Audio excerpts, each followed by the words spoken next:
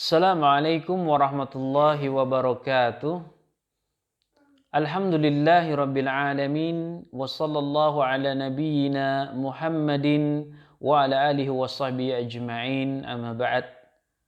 Kaum muslimin dan muslimat yang dimuliakan oleh Allah Subhanahu wa taala. Alhamdulillah, pada kesempatan kali ini kita akan membahas sebab futur yang ke-10. Sebab futur yang ke-10 adalah tidak proporsional dalam sesuatu.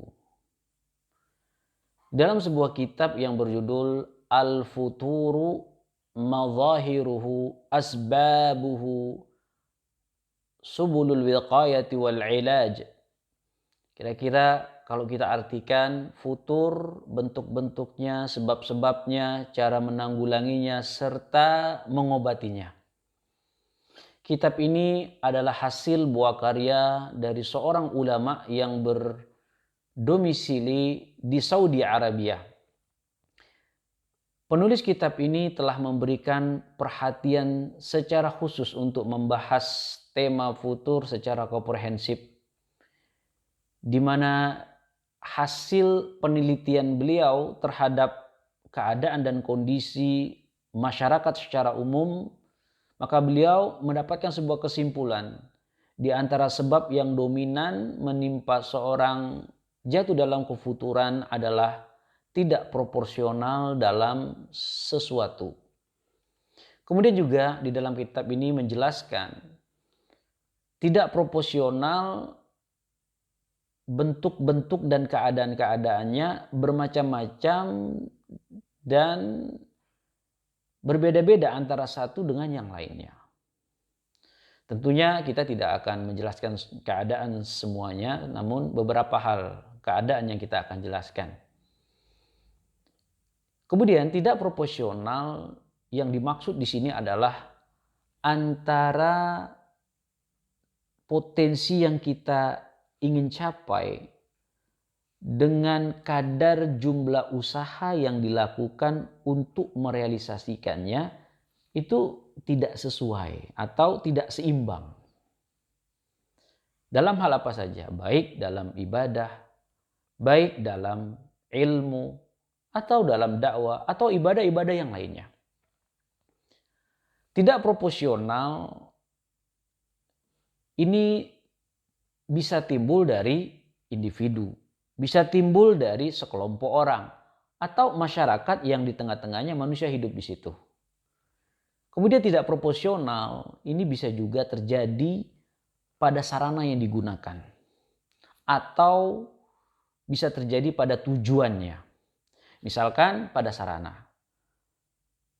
Seorang yang ingin belajar agama Islam dengan baik dan benar, maka dia menggunakan sarana belajar hanya sepekan satu kali. Itu pun antara waktu maghrib dan isya. Atau dia belajar dengan menonton video YouTube. Itu pun hanya penggalan-penggalan potongan dari ceramah. Atau bisa saja dia belajar dari tablik akbar yang dilakukan setahun sekali atau 6 bulan sekali. Tentunya sarana yang dia gunakan tidak akan bisa tercapai untuk memahami agama dengan baik dan benar. Kenapa? Karena tidak proporsional. Demikian juga sebaliknya. Seorang yang dia ingin atau seorang ustadz atau seorang guru, dia ingin supaya muridnya itu pandai paham akidah yang berkaitan dengan nama-nama dan sifat Allah beserta khilaf di situ dengan antara beberapa firqah-firqah sesat di situ. Tapi di sisi lain si murid ini belum sampai tahapan level 3 tadi, tetapi masih di level 1. Tentunya si ustadz tidak akan bisa mencapai tujuannya karena tidak proporsional. Mestinya harus dipahami dulu akidah level 1. Dikenalkan apa itu tauhid rububiyah, apa itu tauhid uluhiyah. Baru setelah itu naik ke tauhid tentang nama-nama dan sifat-sifat Allah. Tetapi kalau ini dilakukan walaupun si ustadz telah menjalankan sarana yang benar, waktunya bagus, penjelasannya mendetail, dalilnya kuat, kitabnya banyak, penjelasan dari para ulama, dibantu dengan logika-logika yang baik, ini juga tidak akan bisa maksimal. Bahkan terkadang si murid ini bisa salah paham atau gagal paham, dan ini sangat bahaya sekali. Kemudian tidak proporsional ini terjadi pada seseorang yang melakukan sebuah amalan di luar batas kemampuannya. Ini juga bisa terjadi seperti itu. Ya, atau sebaliknya, seorang yang melakukan amalan yang sedikit, ya, tidak sesuai dengan usaha yang ingin dia capai. Ya. Sebuah contoh yang pertama tadi, misalkan seseorang dia ingin mempelajari sebuah bab masalah dalam agama. Kemampuannya satu hari hanya bisa 1 kali. Dia mampunya itu, tapi dia paksakan 2-3 kali. Maka dia tidak mampu, kemampuannya tidak proporsional untuk menanggung beban tadi. Ya. Kemudian selanjutnya misalkan yang tadi, ya, dia ingin mempelajari kalau dalam ilmu bahasa Arab misalkan, nahwu ingin belajar Sarah Alfiyah Ibn Malik.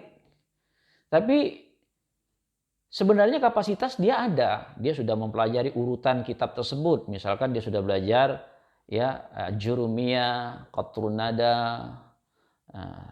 kemudian seterusnya sampai ke Alfiyah. Kalau dia mau memaksimalkan usahanya. Tetapi dia hanya tidak memaksimalkannya, tidak proporsional dia untuk bisa memahami kitab Alfiyah tadi. Ini sebuah gambaran, ya. Ini sebuah gambaran. Manakala kalau seseorang itu tidak proporsional, dia tidak akan mencapai tujuan. Baik tujuan itu besar atau kecil. Nah, maka ini kembali kepada orang tersebut.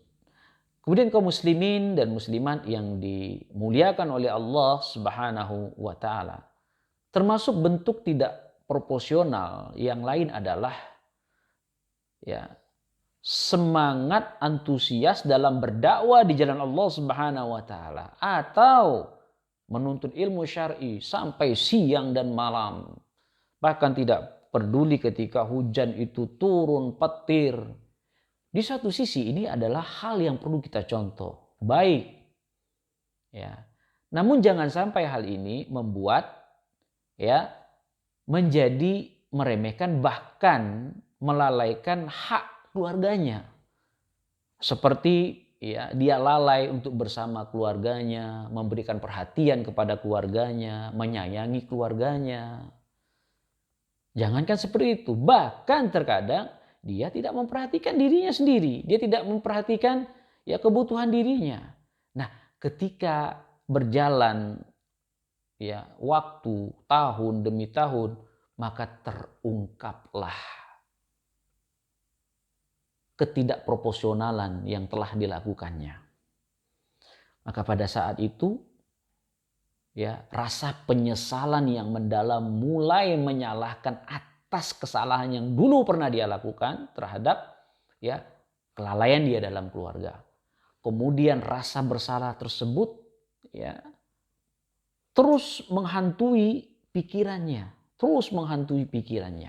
Sehingga dalam kondisi seperti ini orang akan menjadi down, menjadi lemah, menjadi futur karena kondisi yang menjadikan penyesalan pada akhirnya pada dirinya. Dalam titik seperti ini, terkadang syaitan itu tidak diam sampai di situ. Dia akan masuk bersegera mengintai keadaan orang lain untuk menyerang semakin membuat dia makin lemah. Terkadang dia akan bisikkan kepada orang tersebut, "Hai hamba Allah, lihat saudaramu, lihat teman-temanmu. Mereka sudah pada menikah, mereka sudah pada memiliki rumah, mereka punya mobil, mereka banyak harta dalam dunia. Coba dirimu. Dengan kau berdakwah, menuntut ilmu, sudah melalaikan keluargamu, kau tidak memiliki dunia apapun, mana yang kau dapat?" Nah, di sini syaitan membisikkan orang itu. Nah, ketika itu bisikan terus masuk ke hatinya, mulailah dia timbul obsesi-obsesi. timbul obsesi-obsesi, planning-planning yang ingin dia lakukan dalam bentuk yang tidak jelas, masih khayalan. Nah, kemudian apa yang terjadi setelahnya? Mulailah rasa penyakit hati, kelemahan menyebar dalam seluruh tubuhnya. Futur berlari dengan kencang untuk menyerang amalan-amalannya. Maka perlahan demi perlahan dia tidak perhatian lagi dengan amalan yang telah dia lakukan. Sehingga dia menjadi sangat-sangat lemah. Kaum muslimin yang dirahmati oleh Allah Subhanahu wa taala. Inilah hasil daripada awal kebaikan-kebaikan yang dilakukan tidak secara proporsional. Ya. Sehingga kesalahan itu sangat berpotensi membuat seseorang itu mewariskan sebuah kebatilan. Ya. Terus apa yang terjadi setelahnya? Ya.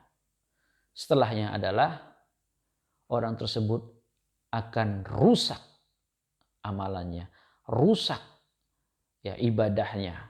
Nah, dalam kondisi yang seperti ini pula tidak sedikit di antara mereka yang sadar. Kalaupun sadar, mereka tidak mau memperbaiki ya keadaan-keadaan mereka yang begitu buruk dalam manhaj, yaitu metode yang diajarkan oleh Allah dan Rasul-Nya.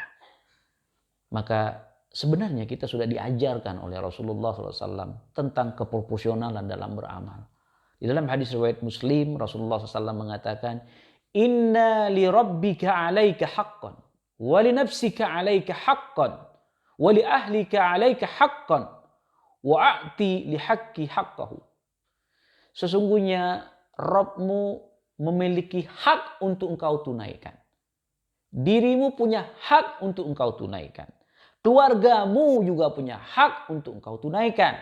Maka tunaikanlah masing-masing hak tersebut. Jelas. Kalau kita ingin kembali kepada ya nas-nas yang jelas, maka kita akan tahu ternyata hidup ini harus proporsional dalam hal apapun. Terlebih-lebih dalam ya beribadah kepada Allah Subhanahu wa taala. Kaum muslimin, mudah-mudahan bermanfaat pada kesempatan kali ini. Assalamualaikum warahmatullahi wabarakatuh.